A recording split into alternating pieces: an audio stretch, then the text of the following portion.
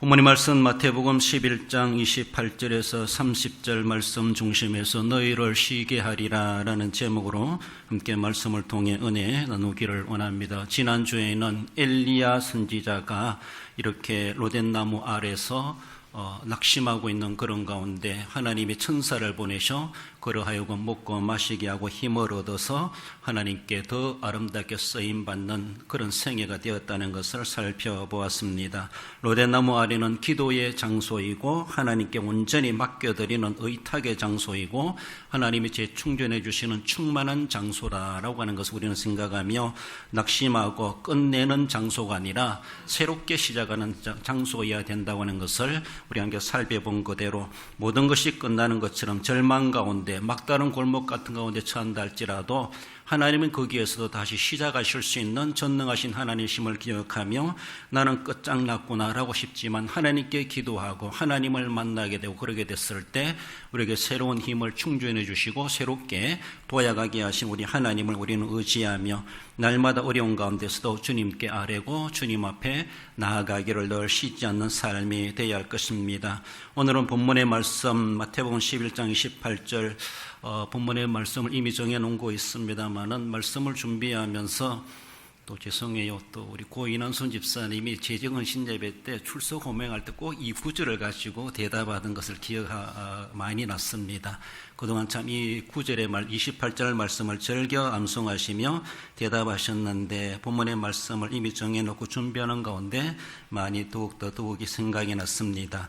쉼이라는 것이 무엇일까? 이런 우리가 살아가면서 쉼이라는 것이 무엇입니까? 어떤 사람은 자동차의 브레이크와 같다 그렇게 말합니다. 쉼이 없는 사람은 브레이크 고장난 자동차를 타고 가는 인생과 다를 바가 없다 이렇게 말하는데 여러분들은 쉼에 대해서 어떻게 여러분들의 생애 가운데 정의를 내릴 수가 있겠습니까? 어쩌면 이 쉼이라고 하는 것은 자동차의 브레이크와 같고 때로는 또한 우리가 살아가는 호흡하는 거나 같다. 그래서 숨쉬기, 숨표가 있다 이렇게 말을 하기도 하죠.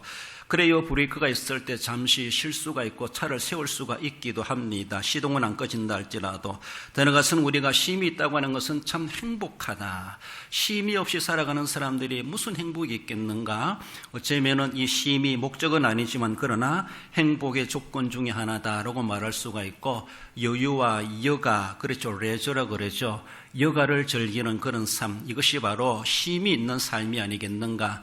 아무리 눈꽃들을 살아간다 할지라도 육신의 생활 가운데서도 우리는 늘 이 쉼이라는 것을 늘 의식하며 쉬는 시간을 우리가 가져가며 쉼을 우리는 자기 것으로 누려갈 수 있어야 할 것입니다. 본문의 말씀을 통해서 진정한 쉼이 무엇인가, 쉼이 요구되는 우리 사람이라고 하는 것을 말씀해 주고 있는데 우리는 결코 전능자가 아니라 우리는 진정코 휴식이 필요한 연약한 인간이다라는 것을 생각하시며 그저 형식적인 틀에 박힌 쉼이 아니라 진정한 안식, 진정한 휴식이 필요한 우리네 인간이다라는 것을 늘 기억하며 본문으로 돌아와서 너희를 쉬게 하리라 하신 주님의 말씀을 가지고 살펴보길 원합니다. 먼저는 수고가 있는 인생임을 말씀합니다. 28절 상반절에 수고하고 무거운 짐진 자들아. 우리가 무슨 수고를 하고 있습니까? 우리가 어떤 수고스러운 어떤 짐을 지고 있습니까?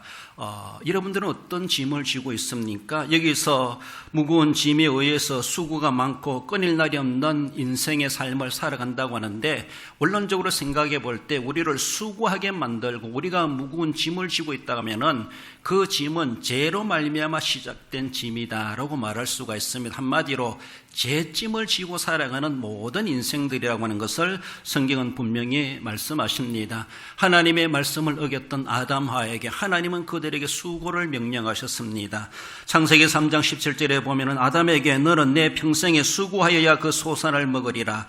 3장 16절에 여자에게 내가 수고하고 자식을 낳을 것이며 그렇습니다. 에덴 동산에 무지했을 때는 수고가 필요하지 않았습니다. 사륙이 필요하지 않았습니다. 그리고 또 서로가 사납거나 다투거나 경쟁이나 이런 것이 없는 아름다운 낙원의 세계였습니다. 그러나 그들이 범죄하여 죄가 들어옴으로 말미암아 죄전 인간으로서 하나님 에덴 동산에서 그들을 쫓아내시면서 세상에 가서 너희들은 수고해야만이 살아남을 수가 있다. 남자에게는 어쩌면 노동의 수고를 그렇게 명령하셨다라면은 여자에게는 해산의 수고를 하나님은 명령하셨습니다. 남자 여자 외에 다른 성이 있습니까? 없습니다. 양성, 오직 하나님께서 만드신 남자와 여성을, 우리 두 양성을 하나님이 허락하셨고, 이 땅에 있는 모든 사람들이 남자입니까 여자입니까? 모든 사람들에게 노동을 하든 해산을 하든 아무튼 이 땅에 살아가기 위하여서 우리는 수고가 끊일 날이 없고 수고로 수고하다가 우리의 인생을 끝맺게 된다는 우리의 처지라고 하는 것을 그렇게 말씀합니다. 이 말씀을 배경으로 말했는지 모르지만은 러시아의 기독교 작가 토스토예프스키는 이렇게 말했다고 해요. 이제 죄인에게는 산다는 것 자체가 수고로운 짐이 된 것이다. 이런 말을 했다 그래요. 그리고 우리가 얼마나 행복하게 사는지 모르지만 살아가는 그 자체가, 죄인들에게는 사는 그 자체가 어쩌면은 이렇게 수고로운 짐을 지고 사는 거나 다를 바가 없다. 이렇게 토스토예프스키가 말하는 것처럼 어쩌면 지극히 그런 일리가 있는 말이 아닌가 이렇게 보여지기도 합니다. 전도서 2장 22절 이하에서도 주시는 말씀을 보면은 사람이 해 아래에서 행하는 모든 수고와 마음에 애쓰는 것이 무슨 소득이 있으랴? 일평생에 근심하며 수고하는 것이 슬픔뿐이라. 그의 마음이 밤에도 쉬지 못하나니 이것도 헛되도다. 이 땅의 해 아래에 태어나 살아가는 모든 사람들 일평생 근심하며 수고하는 것이 슬픔뿐이요, 무엇인가 이루기 위해서 열심히 일을 하고 열심히 직장생활하고 열심히 계획을 하고 세워간다 할지라도 결국 우리의 인생에 남는 것은 슬픔뿐이다 라고 하며 상당히 조금 비관적인 그런 내용으로 전도서를 우리에게 말씀해 주기도 하는데, 그의 마음이 밤에도 쉬지 못하나니, 아무리 그렇게 행한다 할지라도 쉼이 없는 인생을 살아가는 그 인생이 얼마나 불행스럽고 헛된 모습인가 라고 하는 것을 전도서 기자를 통해서 우리에게 말씀해 주십니다. 그래요, 우리가 이런 무거운 짐을 지고 수고가 끊일 날이 없는 삶을 살아가고 있는데, 이 지구상에 그렇게 영웅시하는 그렇게 유명한 사람이라 할지라도 우리의 인간이 지고 있는 이 짐을 누군가 해결해 줄 수 있다면 얼마나 좋겠는가. 그러나 어느 누구도 역사일에 지금까지 이런 역사가 흘러가는 가운데 우리 인간들이 지고 가는 수고와 짐을 어느 누구도 해결해 줄 사람이 아무도 없었습니다. 고대에 뛰어난 영웅이랄지라도 현대에 뛰어난 과학 문명이랄지라도 인간들이 누리고 있는 이런 수고로움, 우리의 짐, 인간이 인생에 지고 있는 이 짐을 해결해 줄 어떤 방법도 없고 세상에 어떤 사람도 나타나지 않았다는 겁니다. 그래요, 그래서라도 우리 하나님 아버지께서는 우리 인생들에게 이런 무거운 짐과 수고를 들어주시기 위해서 성육신, 인간의 몸을 입고 이 땅에 오셨습니다. 예수란 이름으로 이 땅에 오셔서 예수님이 호의호식하기 위해서 오신 것이 아니라 우리의 무거운 짐을 내려놓게 하기 위해서, 우리가 태초부터 가지고 있던 수고로움을 들어주시기 위해서 우리 하나님께서는 예수란 이름으로 이 땅에 우리에게 성육신, 신현, 하나님이 이 땅에 인간의 몸을 입고 나타나셨습니다. 그래서 보내주시겠다 약속하신 바대로 때가 참이 이 땅에 인간의 몸을 입고 이 땅에 오셨고, 우리의 눈높이를 맞춰 가시면서 우리의 모든 고락에 함께 체울하시면서 여러 병자들을 고치시고 배고프고 목마른 사람들의 문제를 해결해 주시며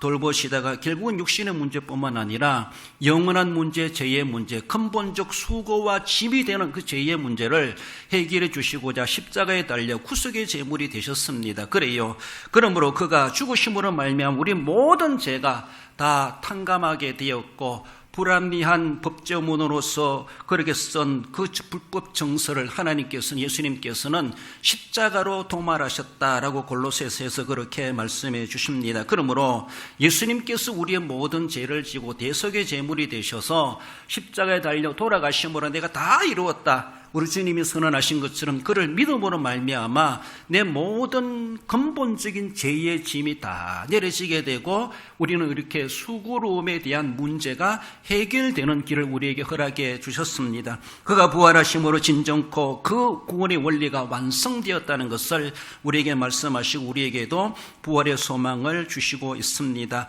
그래서 로마서 3장 21절에 보면은 이제는 율법 외에 하나님이 한 의가 나타났으니 곧 예수 그리스도를 믿음으로 말미암아 모든 믿는 자에게 미치는 하나님의 의인이 차별이 없느니라고 말씀하고 있습니다.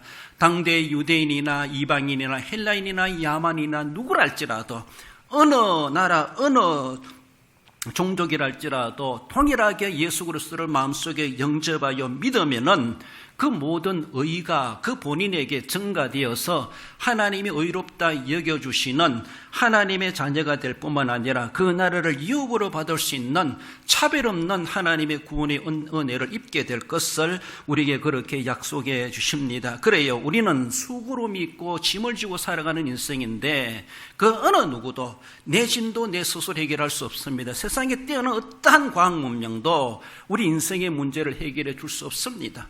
어쩌면은 영원히 그 짐 가운데 지고 그 짐과 함께 멸망받을 수밖에 없는 우리들임에도 불구하고 우리 하나님께서는 예수란 이름으로 이 땅에 오셔서 우리를 만나주시고 우리에게 찾아와 주셨고 지금도 그를 믿음으로 말미암아 우리의 모든 죄의 짐, 우리 모든 인생의 수고로움을 다 해결해 주시는 그 은혜를 입혀주시기를 오늘도 우리에게 은혜를 가지고 찾아오신 우리 주님이심을 말씀합니다. 너희를 쉬게 하리라. 그 진정한 쉼이 세상에 주는 쉼이 아니라 그저 형식적인 쉼으로 주는 것이 아니라 진정한 우리에게 쉼을 주신 하나님께서 우리에게 그 쉼을 선언해 주신다라는 것을 말씀하십니다. 진정한 안식과 휴식은, 진정한 쉼이라고 하는 것은 예수 그리스도 안에 있다고 하는 것을 분명히 말씀하고 있습니다. 모든 사람이 이 수고로움에 짓눌려 살아가고 있고 끊일 날이 없는 수고의 삶을 살아가고 있지만은 어느 누구랄지라도 차별 없이 예수 그리스도를 마음속에 영접하고 믿음으로 말미암아 비록 육체는 이런 모습으로 살아간다 할지라도 결국은 우리가 주님 앞에 부름받는 그때 내 영혼이 하나님 나라 들어가고 주님 재림하시는 그때 내 몸도 부활하여서 하나님 나라에 함께 영육이 결합하여서 그 나라를 유업으로 받는 영생에 들어갈 것을 분명히 약속하고 우리는 그것을 믿음을 가지고 소망 가운데 살아가고 있습니다. 수고가 있는 인생이지만 우리를 쉬게 하시는 진정한 유일하신 구세주 예수님이 계심을 말씀하십니다. 나아가서 너희를 쉬게 하리라라고 하는 것은 쉼으로 초대하시는 주님이심을 보여줍니다. 28절 하반절에 보면은 다 내게로 오라 내가 너희를 쉬게 하리라. 세상의 모든 사람들은 다 무거운 짐을 지고 살아가고 그 짐을 지고 살아가면서도 내가 무슨 짐을 지고 살아가는지도 인식하지도 못하고 살아가는 사람들이 얼마나 많은지 몰라요. 우리가 이제 병원에 가서 이제 체질 검사하고 지방 검사하고 여러 가지 머리 발끝까지 종합 검진해 보면은 웃는 소리로 말해 볼 때 쓸데없는 살덩어리를 많이 달고 삽니다. 이런 말을 듣기도 해요. 그래요? 건강에 전혀 정말 필요하지 않는 죄송해요. 그런 지방 덩어리, 별로 건강을 도리 해치는 그런 것들 우리 몸에 많이 쓸데없이 달고 다니는 몸무게만 늘어놓게 하는 그런 일들이 얼마나 많겠는가. 그것이 적어나면 우리의 건강에 조금은 유익이 될지 모르지만 건강의 유익보다는 건강을 해치는 원인이 될 수도 있다라고 그렇게 이야기하기도 합니다. 우리의 움직임이 둔하게 만들고 관절에 이상의 무게를 더 비중을 갖게 하는 이런 모습을 볼 수가 있죠. 그렇게 살아가면서도 내 몸에 그렇게 별로 필요 없는 것들이 많이 무겁게 달고 다니는 줄도 인식하지도 못하고 살아가면서 그것이 지극히 정상인 줄 알고 그렇게 살아가지 않습니까?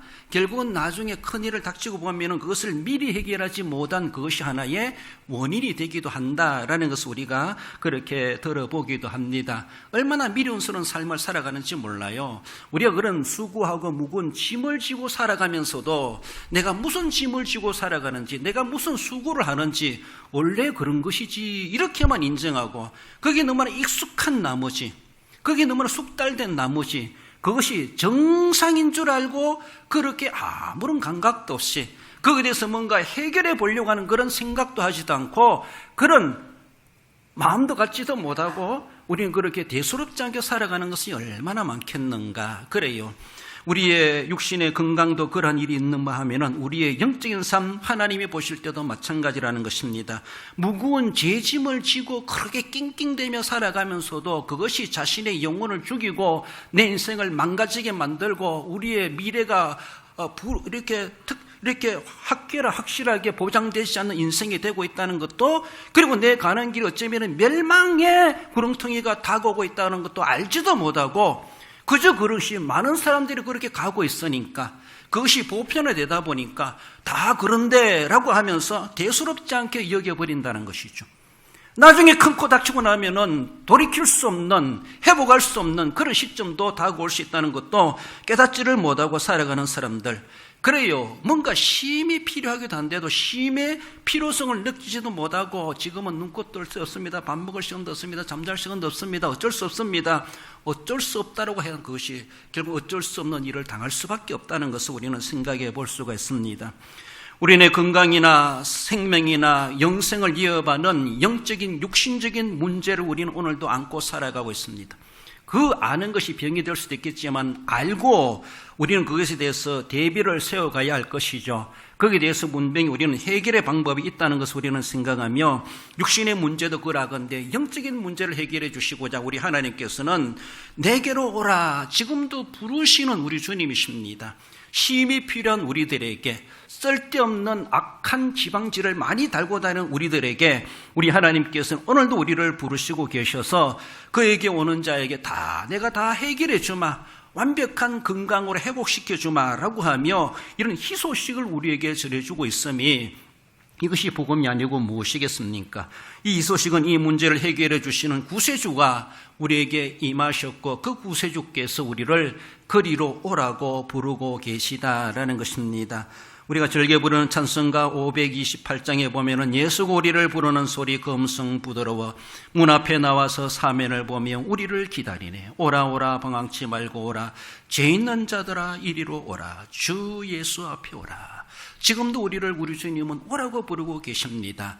난 아무렇지도 않은데요. 아무렇지도 않아요. 한 가보세요. 뭔가 아무렇지도 않은지. 우리는 알지도 못하고 살아가고 있습니다. 무슨 일을 당할는지 알지도 못하겠지만 내 몸에 어떤 악한 일들이 일어나고 있는지도 알지도 못하고 못 느끼니까 아무렇지도 않고 괜찮은 줄 알고 살아갈지 모르지만은 종합검진 받아보면은, 예수님 앞에 나아가보면은 내 영적 상태가 어떠한지, 얼마나 큰 위험의 수위에 올라 있는지 그제서야 알지 않겠는가. 그렇다 할지라도 오라고 지금도 부르시는 주님, 방황하지 말고 오라 오라, 남 눈치 보지 말고, 그리고 정말로 체면불구하고라도 주님 앞에 거룩한 뻔뻔한 마음을 가지고 나오라고 부르십니다. 그래요. 체면치레하니라고 못 나가면은 그 뒷일은 자기가 책임져야 됩니다. 그래서 비록 염치가 없지만 그래도 일단 나아가서 치료받고 나면 얼마나 감사하겠습니까? 그렇습니다. 오늘 본문의 말씀에 너희를 쉬게 하리라. 여기서 쉬게 한다는 말은 헬라 말로 아나파우오 이런 단어를 사용하고 있는데, 그치게 하다, 중지시키다, 기운을 나게 하다, 상쾌하게 하다, 이런 의미를 가지고 있습니다. 그리고 쉬게 한다, 안식하게 한다, 이런 말이기도 하고, 더 나아가서 우리가 종말에 죽음으로 편안히 쉰다, 이런 말로도 적용되고 있습니다만은 뭔가 그치게 합니다. 뭔가 잘못된 것을 중지시킵니다. 중지시키 주시겠다는 것이죠. 놔뒀다가는 큰일 나기 때문에 기분을 나게 합니다. 우리의 영육의 기분을 상쾌하게 만듭니다. 그렇게 우울하고 스트레스 받고 걱정 근심하며 살아왔던 우리들에게 우리 주 앞에 나아가면 쉬게 하리라. 무슨 문제가 있습니까? 육신적인 문제든 영적인 문제든 현세의 문제든 내세의 문제든 모든 것을 해결해 주시고자 주님께서는 당당하게 자신 있게 내게로 오너라 라고 하시면서, 내게로 오라, 내가 너희를 치료해 주리라, 그것을 중지시켜 주리라, 내가 해결해 주리라, 너희들을 상쾌하게 해 주리라. 우리의 영육을 구원해 주시는 유일한 주님께서 오늘도 우리를 부르시기에 대해서 주님 앞에 나아가는 우리의 삶이 되어야 할 것이고 너희를 쉬게 하리라. 진정으로 쉼이 필요한 우리라고 하는 것을 늘 기억하며 육신도 몸살 나지 않도록 쉬가면서 일해야 되는 것처럼 영적인 삶에서도 뭔가 어긋난 것은 있지 아니한가, 뭔가 짓눌려 살아가는 것을 알지도 못하는 것은 아닌가, 주님 앞에 나와서 근본적인 죄의 문제를 해결을 받고 인생의 여러 가지 근심된 문제를 해결을 받고 주님께서 쉬게 하시는 그 은혜와 복을 우리에게 그저 주시겠다 주시는 것에 대해서 기꺼이 감사함으로 받을 수 있는 자리로 나아가야 될 것을 말씀하십니다. 나아가서 마지막으로 안식을 누리는 삶을 우리에게 말씀해 주십니다. 29절에 보면은 나는 마음이 온유하고 겸손하니 나의 멍에를 메고 내게 배우라. 그리하면 너희 마음이 쉼을 얻으리니 라고 말씀하십니다. 온유하고 겸손하다, 이 말은 참 듣기는 좋은데 뭔가 가면은 내게 배우라, 이런 배운다는 것은 상당히 좀 부담스럽지 않습니까? 저도 공부할 만큼 많이 공부한 어떤 사람은 저는 공부는 더 이상 안 하고 싶습니다. 다른 일은 한다 할지라도 공부는 더 안 하고 싶습니다. 이런 말을 하시는 분도 들어봤습니다. 여러분들 뭔가 배운다는 것은 상당히 다르게 보면은 학습 노동입니다. 학습 노동. 그렇잖아요? 피교육자, 이 소리 저도 많이 들어봤어요. 교육자가 아니라 피교육자, 교육을 받는 위치에 있다는 것이죠. 그래서 뭔가 할 때도 피교육자이기 때문에 안 됩니다, 이런 말도 많이 들어봤어요. 피교육자이기 때문에. 군대에서도 그런 소리 많이 들어봤고, 교육받는 위치에 있는 학생이라는 것이죠. 그러니까 자유가 제한되어 있고 뭔가 계속해서 외워야 되고 공부해야 되고 익혀야 되고 시험을 봐야 되고, 이것이 얼마나 스트레스입니까? 얼마나 무거운 짐입니까? 그렇잖아요? 우리 학생들 빨리 졸업하고 싶다, 이것이 그들의 하나의 소원이기도 하죠. 그런데 우리 주님은 오라고 하시면서 내게 배우라, 뭐 다른 짐을 지우시기 위해서 오시려고 오라고 부르시는가?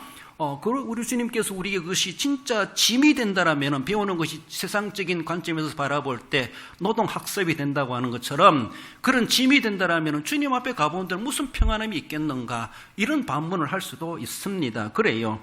그렇지만 우리 주님께서는 그 모든 짐을 해결해 줄 테니까 내게 와서 배우라. 주님은 배우라는 것을 우리에게 요구하고 계시다라는 것입니다. 뭘 더 배울 수 있겠는가? 갔으면 됐지, 왔으면 됐지, 뭘 또 배워야 하는가? 참 이것이 우리에게 부담스러운 그런 학습의 노동의 그런 모습으로 느껴지기도 합니다. 그래요. 새로운 것을 배워야만 한다는 것은 누구든지 다 부담스러울 수밖에 없고, 어쩌면 호기심과 신기함을 가지기보다 언제 배움이 끝날까, 이것이 부담스럽게 느껴지는 것, 안식과 휴식이라기보다 도리어 새로운 노동의 자리로 들어가는 것처럼 그런 부담을 느낄 수밖에 없는 우리들이 일 수도 있습니다. 그러나 안식의 선물을 지키기 위한 다르게 본 영성 훈련 차원으로 우리가 여길 필요가 있다, 이렇게 말을 하기도 합니다. 그래요. 하나의 노동이 아니라 내게 주신 행복을, 내게 주신 자유를, 내게 주신 이런 건강을 지키는 방법을 가르쳐 주겠다는 겁니다. 여러분들 다 검진받고 해결받고 다 나았으면은 또 아무렇게 살아가면 또 건강 계속 유지되나요? 아니에요. 건강을 지키는 법을 알려주겠다는 것입니다. 다시는 그렇게 위험한 일에 빠지지 않는 비결을 알려주는 것이, 그것이 배움이라는 겁니다. 그것이 우리에게 더 짐을 지우는 것이 아니라 나를 더 억압하고 내 자유를 억압하고 제한시키려고 하는 것이 아니라 더 잘 되는 길을 알려주겠다는 겁니다. 그것을 배워야 된다는 것이죠. 지금까지는 배우지 않을 것들을 배워가지고 엉뚱한 일을 해보다 보니까 몸이 상해져가고 모르니까 몸에 나쁜 것들을 많이 흡입하고 많이 먹고 결국은 내 몸을 위해서 먹었지만 결국 내 몸을 해치는 일이 되어버렸잖아요. 그렇잖아요?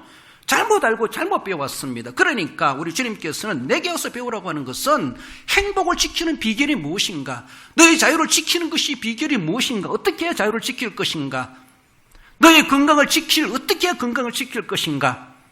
우리나라가 해방되고 나서 우리가 저절로 그 나라를 누가 지켜주겠습니까? 우리 스스로가 자주 국방해야 되죠. 그런 것처럼 누구의 도움을 받는 것이 아니라 자기 건강 자기가 지켜야 되죠. 자기 믿음 자기가 지켜야 되죠. 자기 영성 자기가 지켜가야 됩니다. 그것을 주님은 배우라고 말씀하시는 것이지 결코 그것을 우리가 새로운 짐을 주기 위해서 주시는 것이 결코 아니다라는 겁니다. 이런 말이 있어요. 새는 날개를 짐으로 생각하지 않는다. 이런 말이 있어요. 참 누가 만들어낸 말인지 사실이긴 사실이 참 좋은 말이다 싶어요. 새가 날개를 짐으로 새긴다면 평생 날지 못할 겁니다. 그리고 날개짓 수고하는 것을 그가 날개짓 하고 싶지 않다라고 하면 계속 기어다니고 들짐승의 밥이 될 수밖에 없을 겁니다. 그러나 날개짓이 수고스럽지만은 그것만큼은 내 생명을 살리는 길이고 내가 살 길이고 내가 공중에 벌려도 잡아먹을 수 있고 그래요. 새가 날개에 대해서 더 나아가서 날개짓하는 것을 짐으로 여기지 않는다는 겁니다. 미물의 짐승도 그 정도는 수고할 줄 압니다. 그 정도는 자기의 생명을 지키기 위해서 수고를 여기지 않습니다. 짐으로 여기지 않습니다. 그렇습니다. 하물며 하나님 형성으로 지음받은 더 나아가서는 예수님의 이름으로 예수님의 은혜로 구속함을 받은 성도들이 예수님께 나와서 진리를 배우고 은혜를 깨닫는다고 하는 것은 지극히 당연한 것이죠. 내 믿음을 지키고 내 구원을 지키고 그 나라 가기까지 믿음으로 승리하기 위해서 내 영적 건강을 지키기 위한 방책이 무엇인가, 어떻게 해야 되는가, 어떻게 살아가야 되는가, 비결이 무엇인가 처방해 주지 않습니까? 주님이 그렇게 비결을 알려주고 처방해 주시는 것이 내게 와서 배우라 이 말. 주님께서 그것도 가르쳐 주시겠다는 거예요. 고쳐놓고만 끝나는 것이 아니라 고침받은 것을 계속 유지될 수 있도록 그것을 배워야 한다. 주님 그것까지도 팁으로, 꿀팁으로, 보너스로 더 주시겠다는 겁니다. 그걸 싫어할 사람이 어디 있겠습니까? 예수님에게서 배우는 그 행위의 삶이 무엇입니까? 그것은 짐이 아니라 특권입니다. 꿀팁으로 주시는 겁니다. 주님의 이름으로 우리가 봉사하기도 하고 구제하기도 하고 선교하기도 하고 주님의 이름으로 주님 안에서 선교하고 예배하고 찬송하고 기도하고 그리고 내게 있는 물질을 가지고 헌금도 하고 이웃에게 베풀어 주기도 하고 사랑을 실천해가는 이 모든 것들이 영성 생활입니다. 이것이 바로 내 주신 하나님의 은혜, 그 믿음을 지키가는 또 하나의 수단 방편이 되기도 합니다. 그런 은혜를 잊고 그런 하나님의 안식과 영생과 그리고 진정한 영성의 훈련을 가지고 있는 사람들은 그런 일들을 마다하지 않습니다. 그래서 땅끝까지 선교의 거룩한 부담도 가질 줄 압니다. 하나님의 교회를 사랑하고 교회에 문제가 생기는 뭔가 문제를 해결해 주려고 몸이든 물질적이든 시간이든 투자하는 것을 아끼지 않습니다. 영성생활입니다. 그것이 내 신앙생활에 내게 내 영혼을 살리고 내 건강을 지켜가는 삶이죠. 외면하고 그럴 때는 뒤로 쏙 빠지고 그것이 잘나는 것이 아니고 그것이 건강을 지키는 것이 결코 아니라는 것이죠. 세상은 어쩔지 모르지만 우리가 신앙생활, 영적생활, 신앙생활 하는 그런 가운데서는 영성훈련, 영성생활 이런 개념으로 진짜 안식의 은혜를 누린 사람에게는 그런 생활이 지속적으로 이루어져 가야 되는데 교회 생활로 드러난다는 것이죠. 그의 신앙의 행위로도 드러낼 수가 있다는 것입니다. 그런 일에 결코 소극적이지 않고 방관하지 않는다는 겁니다. 바로 그것이 안식을 누리는 삶이라는 것이죠. 건강을 누리는 삶이라는 것이죠. 그것이 우리의 행복의 삶이고 이 땅에서만이 아니라 그건 결국은 내가 그렇게 행한 대로 하나님 나라 갔을 때 그것이 다시 돌려받을 하늘의 상급이 된다고 하는 것을 우리에게 성경은 분명히 그렇게 말씀하십니다. 예수 그리스도 안에서 참 안식 있는 삶을 누리는 그 삶이 무엇인가? 아무것도 안 하고 가만히 있는 것이 안식하는 것이 아니라 주님 안에서 진정한 영성 있는 안식이라는 삶은 주님이 원하시는 거룩한 일에 적극적으로 참여하고 적극적으로 앞장서고 그 일에 내 이름이 빠질 수가 없고 내 자리가 비워놓을 수가 없고 나는 적극적으로 열심히 할래. 이것이 진정한 자신의 영적 건강을 지키는 것이고 안식의 삶을 누리는 삶이 된다는 것이죠. 누리는 삶. 그것이 결코 짐이 되는 것이 아니라는 것이죠. 예배 참석하고 찬송하고 기도하고 선교하고 전도하는 것이 짐이 아니라는 것입니다. 그것은 내가 최소한 날개짓하는 일이라는 것이죠. 날개짓하는 것. 얼마나 귀한 일인지 몰라요. 짐이 아니라 하나님의 은혜요 선물이요 특권 중에 하나다. 이렇게도 볼 수가 있습니다. 진정한 우리 하나님 안에 예수 그리스도 안에 이런 은혜가 있고 쉼이 있다고 하는 것을 말씀합니다. 러시아의 또 작가 톨스토이 이야기를 하고 싶습니다. 그는 기독교 인류를 억압하는 하나의 종교의 시스템을 오해하고 자유를 억압하는 짐으로 생각해서 종교를 떠나야지, 신앙을 떠나야지라고 하며 이 종교 자체를 하나의 짐으로 생각했습니다. 이 톨스토이가. 그래서 이 짐스러운 종교가 없으면 얼마나 자유분방할까. 그 진짜 자유 같아요. 종교를 떠나는 것이 자유를 누리는 것 같아요. 그래가지고 어릴 적 약 15년 동안 어릴 때부터 신앙생활, 교회 다녔던 그 모든 것들을 짐으로 생각하고 벗어버리는 이런 오해를 하고 있는 그런 내용, 기록된 글을 제가 직접 인용하며 읽어보도록 하겠습니다. 그가 어쩌면은 신앙록이라고 하는 그런 책에 고백해주는 그런 말이 있는데, 그의 말은 적선 이런 말이 있습니다. 나는 55년 동안 최초의 15년의 소년기를 제외하고는 안식을 누리지 못하고 살아왔다. 내 나이 18세 되던 해 친구가 내게 찾아와 신이 인간을 만든 것이 아니라 인간이 신을 만든 것이라고 한 말에 설득되어 나는 어릴 적 그리스도를 믿는 신앙을 떠났다. 나는 종교를 포기하는 것이 자유를 얻는 길이라고 생각했다. 나에게 종교는 속박, 그 이상이 아닌 것으로 생각되었기 때문이었다. 그러나 이제 내 나이 55세, 나는 내가 스스로 버린 어머니 같은 신앙의 품으로 돌아왔다. 나는 단순히 종교로 돌아온 것이 아니라 나의 구주인 그리스도에게로 돌아온 것이다. 그 안에서 나는 처음으로 참된 안식을 발견한 것이다. 이렇게 그는 이렇게 고백록을 통해서, 신앙론을 통해서 우리에게 고백해 주는 것을 볼 수가 있습니다. 톨스토이만이 아니겠죠. 우리가 신앙생활하면서 진짜 예수님이 우리에게 쉼을 주시겠다 부르시는데, 진짜 주님을 만난 사람은 영육의 쉼, 영육의 안식과 진정한 자유를 만끽하며 살아가야 되죠. 종교는 짐이 아닙니다. 종교는 짐일지 모르지만은 신앙은 짐이 아니라는 것이죠. 그래요. 우리는 하나의 세상 종교를 믿는 그런 종교인이 아니라 정말로 하나님의 나를 찾아와 주신 그 은혜, 계시의 종교, 계시의 신앙, 하나님의 은혜를 덥석 우리는 받은 자이기 때문에 그 은혜가 짐이 되는 것이 아니라 그건 하나님의 즉 말 그대로 은혜요 선물입니다. 얼마나 귀한지 몰라요. 그래서 톨스토이도 정말로 알지도 못하고 떠나버렸지만은 내 나이 55세 되어서야 그 진리를 깨닫고 다시 어머니 같은 예수님께로 돌아와서 처음으로 참된 안식을 발견했노라 라고 고백해 주는 것처럼, 진정한 안식은 예수님 안에 있고 진정한 자유는 예수님이 우리에게 주신다고 하는 것을 말씀하고 있습니다. 절대로 주님을 떠날 수가 없는 안식의 삶을 우리는 주님 안에서 누려갈 수 있습니다. 오늘 본문의 30절 말씀에 이는 내 멍에는 쉽고 내 짐은 가벼움이라 하시니라고 말씀하시고, 요한복음 8장 32절 우리 예수님께서는 진리를 알지니 진리가 너희를 자유롭게 하리라고 말씀하십니다. 이 진리를 예수님으로 말할 수 있습니다. 예수님을 알지니 예수님이 너희를 자유롭게 하리라. 진정 고리를 자유하게 하시는 영육의 진정한 쉼을, 진정한 쉼을 주시는 분은 우리 예수 그리스도 유일하시다고 하는 것을 늘 기억하시면서 우리를 쉬게 하도록 하시기 위해서 부르시는 주님 앞에 기꺼이 적극적으로 다른 박자에 나아가시고, 우리 주님께서 우리의 모든 수고와 짐을 그치게 하시고 우리에게 진정한 안식을 누리는 자 되게 하시고, 나뿐만 아니라 남에게도 안식을 나눠주는 자, 풍성한 자 되게 하신다는 것을 기억하며 날마다 주님 앞에 나아가 진정한 쉼과 안식을 누리는 삶이 되어야 할 것입니다. 말씀을 맺습니다. 우리 성도 여러분, 죄로 말미암아 수고가 있는 우리의 인생이라는 것을 늘 기억하시며, 우리는 너무나도 허무한 수고를 하는 자가 아니라 진정코 생산적인 주님 안에서 수고의 삶을 살아가는 현명한 자가 되어야 할 것입니다. 어느 누구도 죄의 짐을 벗어날 수가 없습니다. 세상에 그 어느 누구도 해결해 줄 수가 없고 과학 문명이 해결해 줄 수가 없습니다. 오직 예수님께로만 나아갔을 때 주님만이 우리의 인생의 문제를 해결해 줄 수 있다는 것을 기억하고 믿으십시다. 수고와 짐을 진 죄인을 오늘도 부르시는 주님, 어느 누구든지 차별이 없느니라.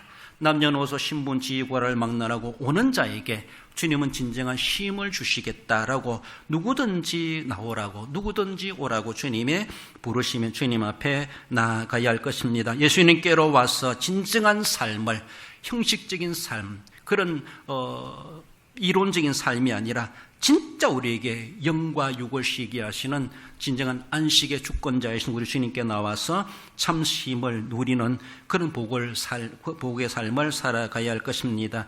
예수님과 함께 즐겁게 쉼을 누리는 삶으로서 나만 아니라 아직도 이 진리를 알지 못하는 사람들에게 진정한 안식처가 있다는 것을 알려주고 그 안식을, 그 쉼을 나누고 베푸는 삶을 살아가심으로 더욱더 풍성한 주님이 주시는 자유와 쉼과 안식의 복을 누려 살아가시는 우리 모든 성도 여러분들 되시기를 주님의 이름으로 축원드립니다.